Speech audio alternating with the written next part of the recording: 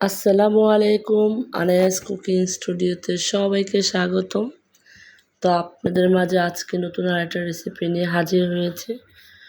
যদিও খুব সহজ, মানে ভেরি সিম্পল একটা রেসিপি, তারপরও আমার নতুন অনেক আপুরা আছেন যে ঢেঁড়সের ডাল কীভাবে রান্না করতে হয় সেটা জানেন না। আমার নতুন আপুদের জন্য আমার আজকের রেসিপি। এবং পুরনো আপুরা আপনারা কীভাবে রান্না করেন অবশ্যই আমাকে জানাবেন। আমি কীভাবে রান্না করি সেটা আপনাদের সাথে শেয়ার করি।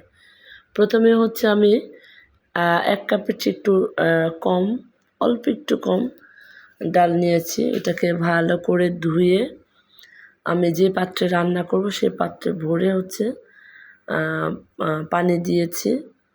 তারপরে হচ্ছে অল্প একটু হলুদের গুঁড়া দিয়েছি, আর পরিমাণ মতো লবণ দিব।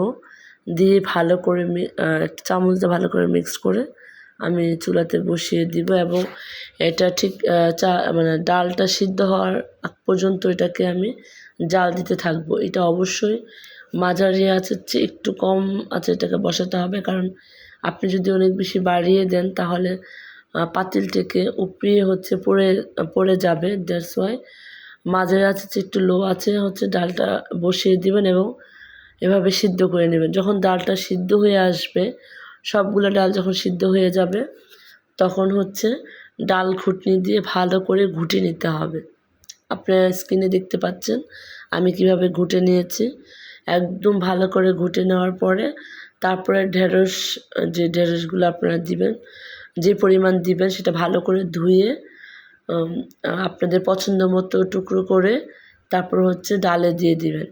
ডালে দিয়ে একটু পানি দিয়ে দিব, কারণ হচ্ছে ঢেঁড়সটা সিদ্ধ হতে অনেক তখন দেখা যাচ্ছে ডালটা আরও শুকিয়ে যেতে পারে। সেই জন্য যতটুকু পানি দেওয়ার ঠিক এখনই দিয়ে দিতে হবে, পরে আর পানি অ্যাড করা যাবে না। দিয়ে হচ্ছে আমি আমার ঢেঁড়সটা সিদ্ধ হওয়া পর্যন্ত এটাকে আমি কুক করে নেব। আর এই দেখতে পাচ্ছেন আমার ঢেঁড়সটা অলমোস্ট সিদ্ধ হয়ে গিয়েছে, এবং ডালটাও আমি যতটুকু চাই ঠিক ততটুকু হয়েছে। তো আপনারা চাইলে আরও কমিয়ে নিতে পারেন, আরও ঘন খেতে চাইলে আরও কমাইতে পারেন। যখন আমার পছন্দ মতো ডালটা হয়ে গিয়েছে এবং ঢেঁড়সটাও সিদ্ধ হয়ে গিয়েছে, ঠিক তখনই অন্য একটা চুলায় অন্য একটা প্যানে অল্প একটু সয়াবিন তেল দিয়ে, এবং এখানে হচ্ছে রসুন, আমি এখানে 3 কোয়া রসুন কুচি কুচি করে দিয়েছি। যখন রসুনটা এরকম লালচে কালার চলে আসবে, মানে ব্রাউনিশ কালার আসবে, তখনই হচ্ছে আমি পাঁচফোড়ন দিয়ে দেব। পাঁচফোড়ন দিয়ে এটাকে ভালো করে ভেজে আপনারা চাইলে এই ঠিক এখানে 2-3টা শুকনো মরিচ দিতে পারেন। তো আমার বাসায় যেহেতু ছোটো বাচ্চা আছে সেজন্য আমি ডালে মরিচটা দিই না। তারপরে যখন পাঁচফোড়ন আর রসুনটা ভাজা হয়ে যাবে, তখনই হচ্ছে ডালের মধ্যে আপনার পাঁচফোড়ন মানে বাগারটা দিয়ে দিতে হবে। যখন এই যে দেওয়া হয়ে যাবে, দেখতে পাচ্ছেন দেওয়া হয়ে গেছে। এখন আমি জাস্ট 1-2 মিনিটের মতো রান্না করব। জাস্ট 1-2 মিনিট রান্না করে যে নামিয়ে নিয়েছি, দেখেন আমার ডালটা হয়ে গেছে। খুবই সুস্বাদু একটা ডাল। অবশ্যই এটা বাসায় করে খাবেন।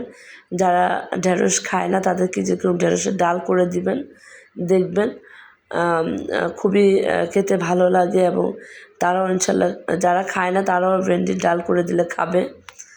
অবশ্যই এটা বাসায় ট্রাই করবেন।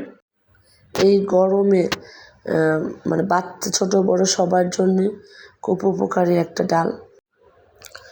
আসসালামু আলাইকুম।